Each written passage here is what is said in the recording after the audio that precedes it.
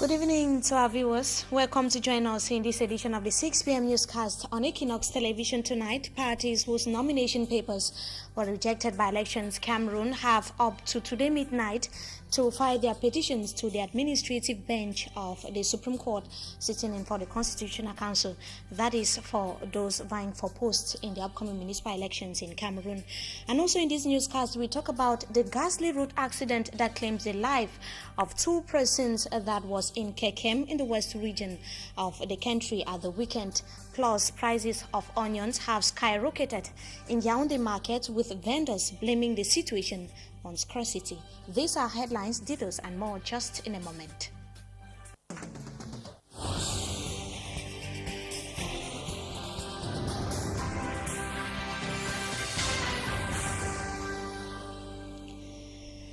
Welcome once again for joining us in this edition, or welcome to join us in this edition of the 6 p.m. Newscast on ETV. We begin right away in Yaoundé Central region of Cameroon. The Yaoundé Marché Abattoir has been completely demolished and traders evicted from a makeshift market. The move by the Yaoundé City Council seeks to put an end to disorder or the disorder that has been reigning in the area. Details in the following report with Roland Akon. Marché Abattoir near the National Brewery in Yaoundé has completely been erased by the bulldozers of the Yaoundé City Council. The market was a food and fruit market with makeshift restaurants for nearby workers. This trader is picking the remains of a demolished store to put up another store which will be demolished again by the city council. On est dans notre village, on est en train de nous maltraiter. In my own village, I'm being maltreated. This trader tells me, how are we going to cope with children who will be going back to school next month? Parce qu'avec ces petits commerces, comme nos enfants à l'école. The traders hate to hear us remind them that they are illicitly occupying public space, creating disorder. They insist market sheds at 5 to 10,000 francs are too expensive in a market where they were urged by the city council to move and some since 2008. Un petit truc comme ça dans une petite restaurant une femme, il te dit de louer ça 5 000, 10 000 francs. These are the last traders to quit the lieu after a 2008 forceful eviction of the first set of traders by the Yaoundé City Council. Meantime, prices of onions have witnessed an increase in markets in the central region of Cameroon amid reports of how the food commodity is rare to find in markets in that part of Cameroon. The scarcity, as Roland Akon tells us once again in the following report, has been attributed to the rainy season. His report. Onion runs out of stock in Yaoundé market. The white round vegetable, where available, is now too expensive. 100 francs CFA. So this one is 200 francs. A heap like this is 1,000 francs CFA, and a heap like this is 500 francs CFA. Yes, a big one like this one at first was 10,000, but now the price have increased. So now you have it now for 15 or 17. At first we bought this one. I can buy this one for 3,500 or 4,000, but now it's 7,000 and 8,000. It's not easy for people to buy those things today. So people are suffering, people are complaining. The rarity of onions on the market is blamed on the time of the year. L'oignon est un peu rare parce que ce n'est pas la saison. This trader says the onion season runs from January to April. La saison d'oignon c'est entre janvier jusqu'à avril. And that what they have now on the market is what they had in stock. The rarity is also blamed on the huge demand of onion by some neighboring countries. Il y a des pays comme le Gabon par exemple, la Guinée. Onions is largely produced in the greater north region of Cameroon, and transportation to markets in the south is not easy. The role of onion in cooking cannot be undermined. Thierry Jacques is a chef in a restaurant in Yaoundé. He tells me that the vegetable adds both flavor and savor to a sauce. et non seulement le goût de la sauce aussi. and that it is also used as a decor. Non, déjà, dans un plan, ça contribue aussi non seulement à la décoration, But above all, that it is good for our health. et ça joue beaucoup plus dans notre santé aussi.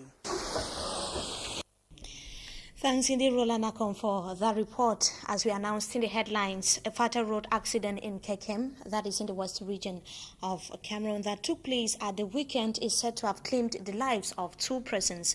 The 2 victims who were on board a motorbike are said to have violently collided with a Prado vehicle which was coming from an opposite direction.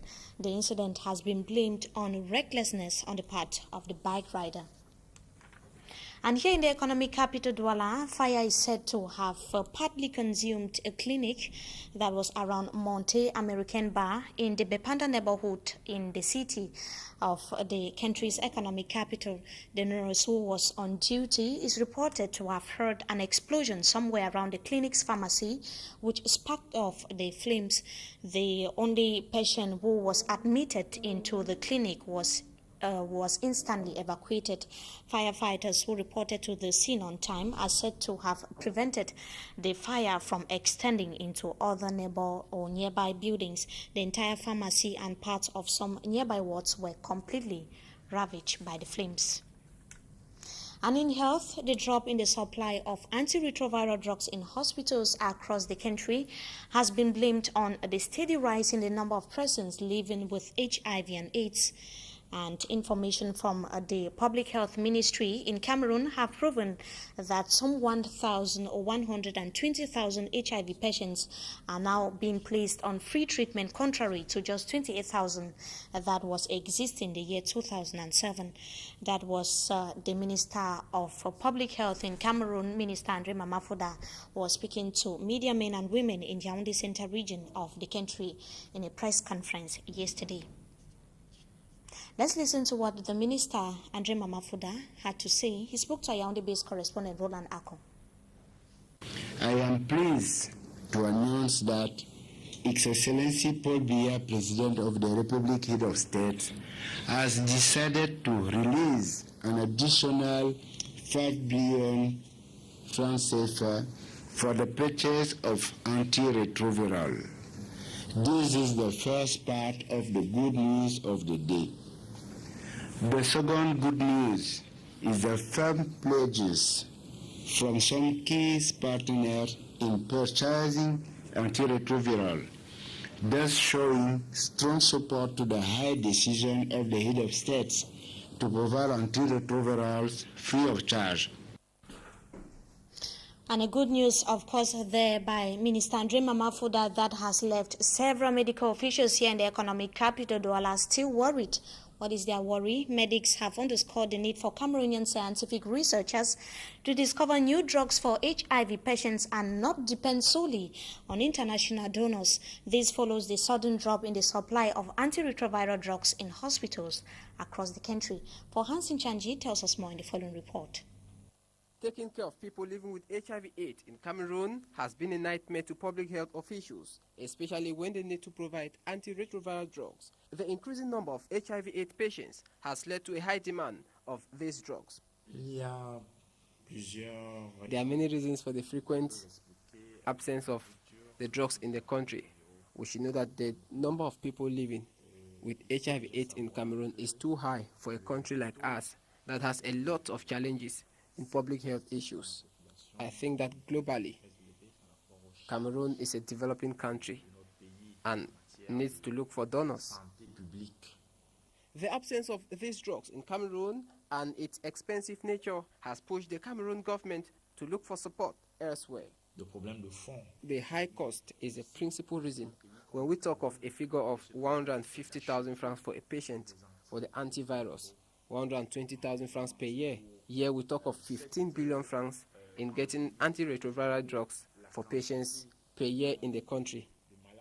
Professor Lehman thinks that the frequent shortages of these drugs in the country and its expensive nature should push Cameroonian scientists to extend their research in finding a lasting solution. Il faut fabriquer des génériques sur place. In the case of HIV/AIDS in the country, since the drugs are not produced here in Cameroon, I believe it is time for Cameroonian researchers to seize the opportunity and start looking for drugs. They should research and make new discoveries. Experts say until Cameroon adopt a plan and take their destinies into their hands by trying to improve on research and discoveries to cure the virus, it will continue to depend. For Hansen Chanji, the reporting, and in politics, grumbling political parties whose list of nominated candidates for the upcoming municipal elections bid for the 30th of September 2013 were not retained by Elections Cameroon have up to today midnight to submit their petitions. Officials of the administrative bench of the Supreme Court sitting in for the Constitutional Council have said they have so far received over 100 petitions from some disgruntled politicians. The Supreme Court would in the days ahead rule on the petitions and then make public its results. And it was also the Supreme Court still sitting in for the Constitutional Council is also due to rule on some 72 petitions filed in by some politicians as far as the upcoming legislative elections billed still for the 30th of September is concerned in Cameroon. The Supreme Court has 10 days to examine the various petitions and also make public its results. Roland Akong tells us more from Yaoundé. The notice board of the Supreme Court is too small to carry the number of petitions submitted by aggrieved political parties whose list for the legislative election were rejected by ELECAM. We sought to know from the Registrar-in-Chief of the Court the number of petitions submitted. Le nombre de recours reçus tourne autour de 72. He tells us 72, and that the court has a maximum of 10 days since August 1 to examine over all the petitions. We were unable to get the exact number of the grumbling political parties. We saw petitions from the Cameroon Renaissance Movement of Professor Maurice Kamto. Filed petitions at the Constitutional Council urging the court to instruct ELECAM to validate our list of legislative candidates. The SDF party is demanding the rejection of the CPDM list in the Sanaga Maritime. We saw on the notice board candidates in Fako East challenging ELECAM for rejecting their list over the non-respect of the sociological component. Shali Gabriel-Bok of the UPC party petitions the court to reject UPC list submitted by Bapo Lipot and Pierre Senze. Nji Fidelis of the CPDM party wants the court to reject the list of the SDF party in the Menchum North constituency headed by Larry Ndong. Petitions submitted at the administrative bench for municipal elections will be put up at the court Thursday.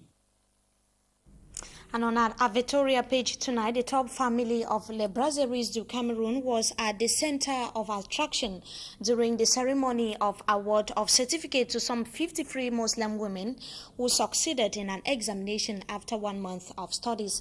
As we hear in the following report, Le Brasseries du Cameroun were heavily represented by the various branch of top. During this period of the Ramadan, Le Brasseries du Cameroun have extended their tentacles in New Bell at the Marasatul Tatetil Quran School, where over 53 women received prizes and diploma. Top Grenadine, Top Pamplemousse, Top Anana, and the entire top family of Le Brasseries du Cameroun quenched the thirst of these ladies during their stay. The 1-month training at Al-Aqsa Mosque was effective, and the ceremony to award certificate to meritorious students was a success thanks to top. During their stay here, the ladies learned how to cook food, to pray, read the Quran, and understand more deeply the Islamist faith. I've learned how to cook, how to pray, and also what happened in the war during the reign of Prophet Muhammad. The importance of the 1-month training cannot be overemphasized. We see that in the month of Ramadan, Muslims are always static. We took this occasion to teach them. This seminar was to teach the women how to pray, how to cook at home, to read the Quran, to go to the market, and all things in life. Why women? Most of them are women, you know, that at times women are negligible than men they don't have time to go to school. So we took advantage of this to teach them. You know, our women are directly in charge of the education of our children. After this training, some women came out outstanding and were rewarded thanks to top. On a plus de 120 femmes. We have over 120 women. 53 of them made it in the exams. We gave them diploma to each of them to go back home with. This benevolence extended to the Muslim women in New Bel by Le Brasserie du Cameroun will always remain in their minds that once upon a time in New Bel, the top family of Le Brasserie du Cameroun accompanied them in realizing their dreams. And that ceremony for the award of certificate to some distinguished Muslim women brings us to the end of this edition of the Primetime Newscast on Equinox Television. But before we go, we talked about political parties whose list of nominated candidates were rejected by Elections Cameroon. Precisely those vying for the upcoming municipal elections have up to today midnight to file their petitions to the administrative bench of the Supreme Court sitting in for the Constitutional Council. And also we talked about the ghastly road accident that claimed the lives of 2 persons that was in Kekem in the west region of Cameroon at the weekend. Prices of onions have skyrocketed in Yaoundé markets, with vendors blaming the situation on scarcity. We thank you so much for having joined us in this edition of the Primetime Newscast on Equinox Television. Have a wonderful stay in the companies of our programs.